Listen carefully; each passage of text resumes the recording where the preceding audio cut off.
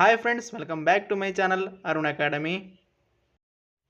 Friends, ನಾವು RPF constable ಮತ್ತು SSC GDಗೆ ಸಂಬಂಧಪಟ್ಟ ಹಾಗೆ ಮೋಸ್ಟ್ ಎಕ್ಸ್ಪೆಕ್ಟೆಡ್ GK ಕ್ವಶನ್ಗಳನ್ನು ಡಿಸ್ಕಷನ್ ಮಾಡ್ತಾ ಇದ್ವಿ. ನೋಡಿ, ಈ ವಿಡಿಯೋಗಳು ಹೆಸರಿಗೆ ಮಾತ್ರ RPF ಕಾನ್ಸ್ಟೇಬಲ್ ಮತ್ತು SSC GD ಅಂತ ಇದೆ. ಆದರೆ ಈ ಎಲ್ಲ ವಿಡಿಯೋಗಳು RPF constable, SSC GD, NTPC ಮತ್ತು ರೈಲ್ವೆ ಗ್ರೂಪ್ ಡಿ ಎಕ್ಸಾಮ್ಗಳಿಗೆ ತುಂಬಾ ಇಂಪಾರ್ಟೆಂಟ್ ಆಗಿರುವಂಥ ವಿಡಿಯೋಗಳು. ಯಾರು ಈ ವಿಡಿಯೋಗಳನ್ನು ನೋಡಿಲ್ಲ, ಹೋಗಿ ನೋಡಿ, ಲಿಂಕನ್ನು ಡಿಸ್ಕ್ರಿಪ್ಷನಲ್ಲಿ ಕೊಟ್ಟಿರ್ತೀನಿ.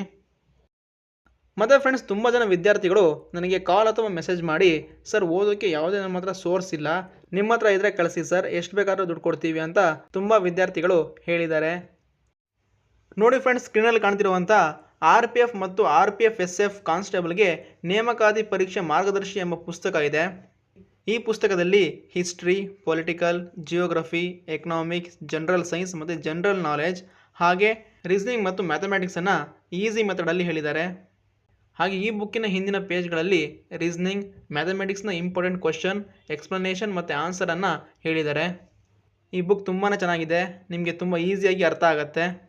ಈ ಬುಕ್ಕಿನ ಮಾರ್ಕೆಟ್ ಪ್ರೈಸ್ 260 ರೂಪಾಯಿ ಇದೆ. ಆದರೆ ನಾನು ನಿಮಗೆ ಈ ಬುಕ್ಕಿನ PDF ಪ್ಲಸ್ ಈ 4 ಕ್ಲಾಸ್ಗಳ PDF ಹಾಗೂ 2024 ಡಿಸೆಂಬರಲ್ಲಿ ನಡೆದ RPF SIನ ಎಲ್ಲ ಶಿಫ್ಟ್ಗಳ ಕ್ವಶನ್ ಮತ್ತು ಆನ್ಸರ್ನ PDF ಪ್ರೊವೈಡ್ ಮಾಡ್ತೀನಿ. ಈ 3 PDFಗಳು RPF ಕಾನ್ಸ್ಟೇಬಲ್, NTPC, SSC ಮತ್ತು ಗ್ರೂಪ್ ಡಿ ಎಕ್ಸಾಮ್ಗಳಿಗೆ ತುಂಬಾ ಇಂಪಾರ್ಟೆಂಟ್ ಆಗಿರುವಂಥದ್ದು. ಅದರಲ್ಲೂ ಎಕ್ಸ್ಪೆಷಲ್ ಆಗಿ RPF ಕಾನ್ಸ್ಟೇಬಲ್ ಮತ್ತು ಗ್ರೂಪ್ ಡಿ ಎಕ್ಸಾಮ್ಗಳಿಗೆ ತುಂಬ ಇಂಪಾರ್ಟೆಂಟ್ ಆಗಿರುತ್ತೆ. ನಾನು ಈ 3 PDFಗಳ ಅಮೌಂಟನ್ನು 70 ರೂಪಾಯಿ ಇಟ್ಟಿದ್ದೀನಿ. ಯಾರಿಗೆ ಈ PDF ತಗೊಳ್ಬೇಕು ಅನ್ನೋ ಇಂಟ್ರೆಸ್ಟ್ ಇದೆ ಅವರು ಈ ಸ್ಕ್ರೀನಲ್ಲಿ ಕಾಣ್ತಿರುವಂಥ 9741466382ಗೆ 70 ರೂಪಾಯಿ ಫೋನ್ಪೇ ಮಾಡಿ. ಹಾಗೆ ನೀವು ಪೇ ಮಾಡಿರುವಂಥ ಸ್ಕ್ರೀನ್ಶಾಟನ್ನು ಇದೇ ನಂಬರ್ ವಾಟ್ಸಪ್ಗೆ ಸೆಂಡ್ ಮಾಡಿ. ಯಾರು 70 ರೂಪೀಸನ್ನು ಪೇ ಮಾಡಿ ಆ ಸ್ಕ್ರೀನ್ಶಾಟನ್ನು ವಾಟ್ಸಪ್ಪಲ್ಲಿ ಕಳಿಸ್ತಾರೋ ಅವರಿಗೆ ನಾನು ಈ PDFಗಳನ್ನು ವಾಟ್ಸಪ್ ಮೂಲಕನೇ ಪ್ರೊವೈಡ್ ಮಾಡ್ತೀನಿ. ಸೊ ಯಾರೂ ಕೂಡ ಈ ನಂಬರ್ಗೆ ಕಾಲನ್ನು ಮಾಡಬೇಡಿ, ಓನ್ಲಿ ವಾಟ್ಸಪ್ ಮೆಸೇಜನ್ನು ಮಾಡಿ, ಅಲ್ಲೇ ನಿಮಗೆ PDFನ್ನು ಪ್ರೊವೈಡ್ ಮಾಡ್ತೀವಿ. ಯಾರಿಗೆ ಇಂಟ್ರೆಸ್ಟ್ ಇದೆ ಅವರು ಈ PDFನ್ನು ತಗೊಳ್ಳಿ ಅಂತ ಹೇಳ್ತಾ ಬನ್ನಿ ಇವತ್ತಿನ ಕ್ಲಾಸನ್ನು ಸ್ಟಾರ್ಟ್ ಮಾಡೋಣ. ಮೊದಲನೇ ಪ್ರಶ್ನೆ, ಪ್ರಸ್ತುತ ಆಕ್ಸಿಸ್ ಬ್ಯಾಂಕ್ನ ಸಂಸ್ಥಾಪಕ ನಿರ್ದೇಶಕ ಮತ್ತು CEO ಯಾರು? ಆಪ್ಷನ್ಗಳನ್ನು ನೋಡಿ. Option A Shri K Satyanarayan Raju, option B Chella Srinivasulu Shetty, option C Amitabh Chaudhari, option D Sanjay Malhotra. ಇದಕ್ಕೆ right answer option C Amitabh Chaudhari. ನೋಡಿ, ಈ ಕ್ವಶನನ್ನು ಹೆಚ್ಚಾಗಿ NTPC ಮತ್ತು ಗ್ರೂಪ್ ಡಿ ಎಕ್ಸಾಮ್ಗಳಲ್ಲಿ ಕೇಳಲಾಗತ್ತೆ. ನೋಡಿ, ಪ್ರಮುಖ ಬ್ಯಾಂಕಿನ CEOಗಳು. ನೋಡಿ, ಪ್ರಸ್ತುತ RBIನ ಗವರ್ನರ್ ಸಂಜಯ್ ಮಲ್ಹೋತ್ರಾ. ನೋಡಿ, ಸಂಜಯ್ ಮಲ್ಹೋತ್ರಾರವರು ರೀಸೆಂಟಾಗಿ RBIನ ಗವರ್ನರ್ ಆಗಿದ್ದಾರೆ. ಇವರ ಹಿಂದೆ ಶಕ್ತಿಕಾಂತ್ ದಾಸ್ ಇದ್ದರು, ಅವರ ಜಾಗದಲ್ಲಿ ಇವರು ಅಪಾಯಿಂಟ್ ಆಗಿದ್ದಾರೆ. ನೆಕ್ಸ್ಟ್, SBI ಬ್ಯಾಂಕ್ನ CEO ಅಥವಾ ಅಧ್ಯಕ್ಷರು ಚೆಲ್ಲಾ ಶ್ರೀನಿವಾಸಲು ಶೆಟ್ಟಿ, ಆಕ್ಸಿಸ್ ಬ್ಯಾಂಕಿನ CEO ಅಮಿತಾಬ್ ಚೌಧರಿ, ಕೆನರಾ ಬ್ಯಾಂಕಿನ CEO K Satyanarayan Raju, Indian ಬ್ಯಾಂಕಿನ CEO Vinod Kumar, bank of ಬರೋಡಾದ CEO ಶ್ರೀ ದೇವದತ್ ಚಂದ್, ICICI ಬ್ಯಾಂಕಿನ CEO ಸಂದೀಪ್ ಬಕ್ಷಿ, HDFC ಬ್ಯಾಂಕಿನ CEO ಶಶಿಧರ್ ಜಗದೀಶ್, ಪಂಜಾಬ್ ನ್ಯಾಷನಲ್ ಬ್ಯಾಂಕಿನ CEO ಅಶೋಕ್ ಚಂದ್ರ, ಕೋಟಕ್ ಮಹೇಂದ್ರ ಬ್ಯಾಂಕಿನ CEO ಅಶೋಕ್ ವಾಸ್ವಾನಿ, ಹಾಗೆ ಯುಕೋ ಬ್ಯಾಂಕಿನ CEO ಶ್ರೀ ಅಶ್ವನಿ ಕುಮಾರ್. ಇವರೆಲ್ಲರೂ ಕೂಡ ಆಯಾ ಬ್ಯಾಂಕಿನ ಪ್ರೆಸೆಂಟ್ ಆಗಿರುವಂಥ CEO ಅಥವಾ ಅಧ್ಯಕ್ಷರು. ಇವುಗಳ ಮೇಲೆ ಒಂದು ಕ್ವಶನ್ ಎಕ್ಸಾಮಲ್ಲಿ ಇದ್ದೇ ಇರುತ್ತೆ, ಸೊ ನೋಡ್ಕೊಳ್ಳಿ. ನೆಕ್ಸ್ಟ್ ಕ್ವಶನ್, ನವಕಾಯ್ ಒಂದು ಸಾಮಾಜಿಕ ಹಬ್ಬ ಭಾರತದ ಯಾವ ರಾಜ್ಯಕ್ಕೆ ಸೇರಿದೆ? Option A Meghalaya, option B Odisha, option C Jharkhand, option D Tamil Nadu. ಇದಕ್ಕೆ right answer option B Odisha. ನೋಡಿ, ರಾಜ್ಯಗಳ ಪ್ರಮುಖ ಹಬ್ಬಗಳು. ನೋಡಿ, ಸೆಂಟ್ರಲ್ ಗೌರ್ಮೆಂಟಿನ ಯಾವುದೇ ಎಕ್ಸಾಮ್ ಇದ್ದರೂ ಇವುಗಳ ಮೇಲೆ ಕ್ವಶನ್ ಇದ್ದೇ ಇರುತ್ತೆ, ಸೊ ತುಂಬ ಇಂಪಾರ್ಟೆಂಟ್ ಆಗಿರುವಂಥದ್ದು, ನೋಡ್ಕೊಳ್ಳಿ. ಅದರಲ್ಲಿ ಮೊದಲನೇದು ಮೇಘಾಲಯ ವಾಂಗ್ಡಾ ಫೆಸ್ಟಿವಲ್, ಜಾರ್ಖಂಡ್ ಸರ್ಹುಲ್ ಫೆಸ್ಟಿವಲ್, ಅಸ್ಸಾಂನಲ್ಲಿ ಬಿಹು ಮಾಘ ಬಿಹು ಅಬುಬಾಚಿ, ಲಡಾಖ್ನಲ್ಲಿ ಹೇಮಿಸ್ ಲೋಸರ್, ತಮಿಳುನಾಡಿನಲ್ಲಿ ಪೊಂಗಲ್ ಜಲ್ಲಿಕಟ್ಟು ಪುತಾಂಡು, ಕರ್ನಾಟಕದಲ್ಲಿ ದಸರಾ ಯುಗಾದಿ ಕಂಬಳ, ಕೇರಳದಲ್ಲಿ ಓಣಂ ಸೈಕ್ ಬೋಟ್ ರೇಸ್ ಮತ್ತು ಕಲಿಯಟ್ಟಂ, ತೆಲಂಗಾಣದಲ್ಲಿ ಬತುಕಮ್ಮ ಬೋನಾಲು, ಮಹಾರಾಷ್ಟ್ರದಲ್ಲಿ ಗುಡಿ ಪಡ್ವ ಕಾಲಾಘೋಡ, ನಾಗಾಲ್ಯಾಂಡ್ನಲ್ಲಿ ಹಾರ್ನಬಿಲ್ ಸೆಕ್ರಂಗಿ. ನಾಗಾಲ್ಯಾಂಡ್ನಲ್ಲಿ ಹಾರ್ನಬಿಲ್ ಬಗ್ಗೆ ತುಂಬ ಸಲ ಎಕ್ಸಾಮಲ್ಲಿ ಕೇಳಿದ್ದಾರೆ, ನೆನ್ಪಿಟ್ಕೊಳ್ಳಿ. ಹಾಗೆ ಉಳಿದಿರುವಂಥ ರಾಜ್ಯಗಳ ಫೆಸ್ಟಿವಲ್ಗಳನ್ನು ನೋಡ್ಕೊಳ್ಳಿ. ಇವುಗಳ ಮೇಲೆ ಒಂದು ಕ್ವಶನ್ ಇದ್ದೇ ಇರುತ್ತೆ, ನೆನ್ಪಿಟ್ಕೊಳ್ಳಿ. ನೆಕ್ಸ್ಟ್ ಕ್ವಶನ್, ಈ ಕೆಳಗಿನ ಯಾವ ವರ್ಷದಲ್ಲಿ ರಾಷ್ಟ್ರೀಯ ಮಹಿಳಾ ಆಯೋಗವನ್ನು ಸ್ಥಾಪಿಸಲಾಯಿತು? Option A 2004, option B 1992, option C 1985, option D 1991. ಇದಕ್ಕೆ ರೈಟ್ ಆನ್ಸರ್ ಆಪ್ಷನ್ ಬಿ 1992. ನೋಡಿ, ರಾಷ್ಟ್ರೀಯ ಮಹಿಳಾ ಆಯೋಗದ ಬಗ್ಗೆ ನೋಡೋದಾದರೆ ಇದು ಭಾರತ ಸರ್ಕಾರದ ಒಂದು ಶಾಸನಬದ್ಧ ಅಂಗವಾಗಿದೆ. ಇದನ್ನು ಜನವರಿ 1992ರಲ್ಲಿ ಸ್ಥಾಪಿಸಲಾಗತ್ತೆ. ಇದರ ಕಾರ್ಯ ಏನಂದರೆ ಮಹಿಳೆಯರ ಮೇಲೆ ಪ್ರಭಾವ ಬೀರುವ ಎಲ್ಲ ನೀತಿ ವಿಷಯಗಳ ಬಗ್ಗೆ ಸರ್ಕಾರಕ್ಕೆ ಸಲಹೆಯನ್ನು ನೀಡುತ್ತೆ. ಈ ರಾಷ್ಟ್ರೀಯ ಮಹಿಳಾ ಆಯೋಗದ ಮೊದಲ ಅಧ್ಯಕ್ಷರು ಜಯಂತಿ ಪಟ್ನಾಯಕ್. ಹಾಗೆ ಇದರ ಪ್ರಸ್ತುತ ಅಧ್ಯಕ್ಷರು ವಿಜಯ್ ಕಿಶೋರ್ ರಹಾತ್ಕರ್. ನೋಡಿ, ವಿಜಯ್ ಕಿಶೋರ್ ರಹಾತ್ಕರ್ ರೀಸೆಂಟಾಗಿ ಅಪಾಯಿಂಟ್ ಆಗಿದ್ದಾರೆ.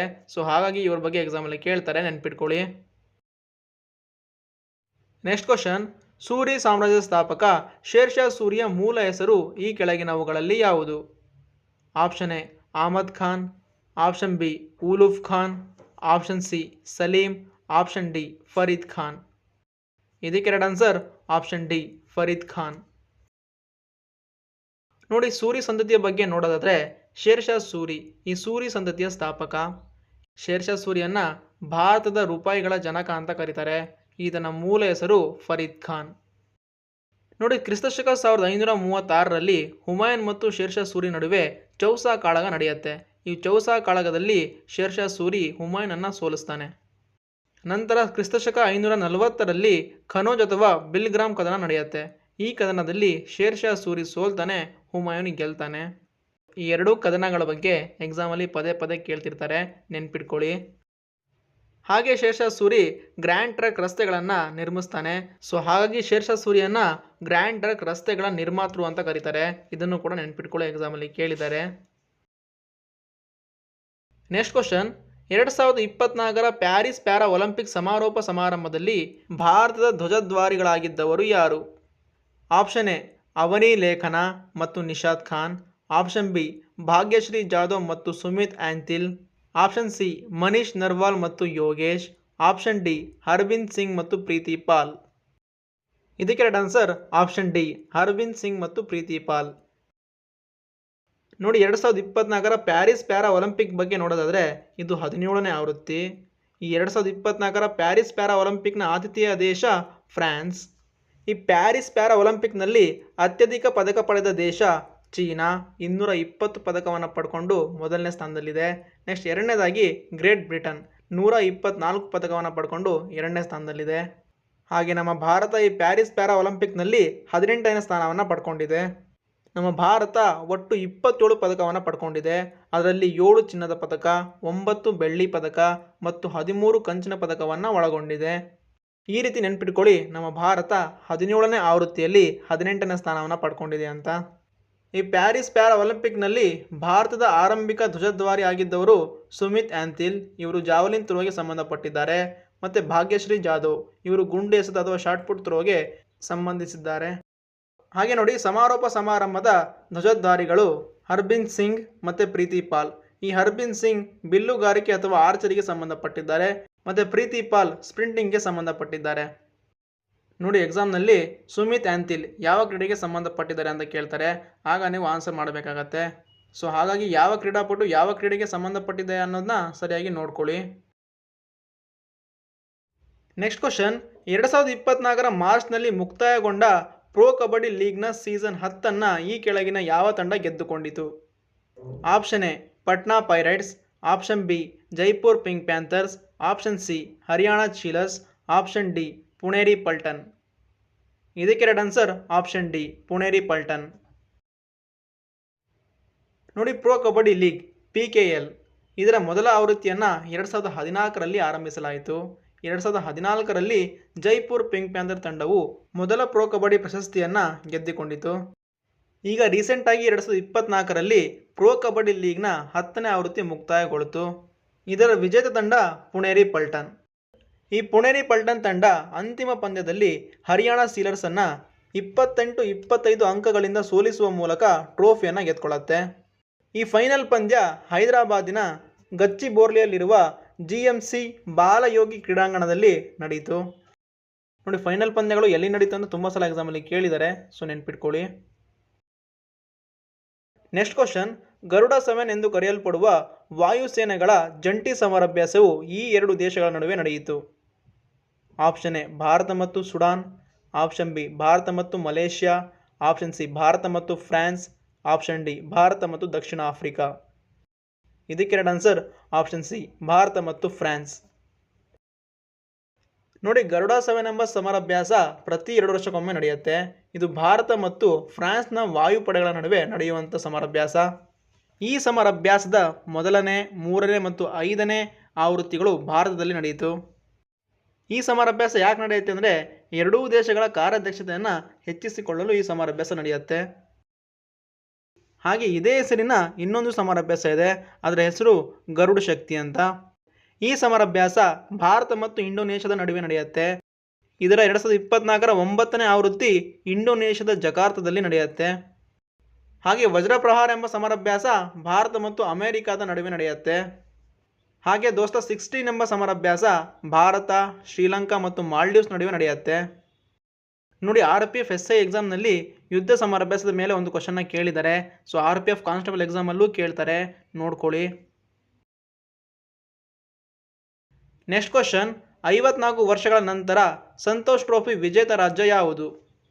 Option A Maharashtra, option B Karnataka, option C Andhra Pradesh, option D Meghalaya.